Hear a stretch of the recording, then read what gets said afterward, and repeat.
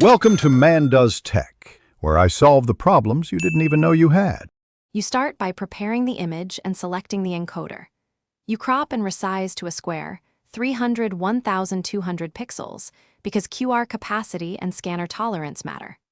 Once done, export as PNG or JPG to keep compatibility. Then, pick an encoder that supports image-to-QR conversion or embedding. This is the only way we'll preserve the picture within the data. Make sure your encoder can handle binary payloads and offers error correction settings so scanning stays reliable. You now convert the image into a data payload.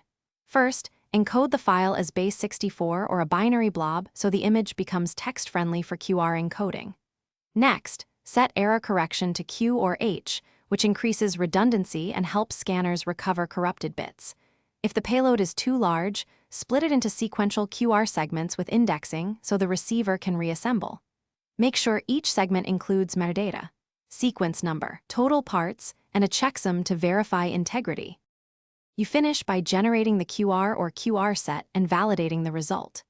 Produce high-resolution images, about 300-500 pixels per code for reliable scanning, and keep quiet zones intact. Then decode on several phones or a desktop decoder that supports multi-part reassembly. Verify checksum and view the reconstructed image. If decoding fails, increase error correction, simplify the image, or reduce file size and retry. That single troubleshooting step, boost correction or shrink. Thanks for watching. If you found this helpful, don't forget to like and subscribe.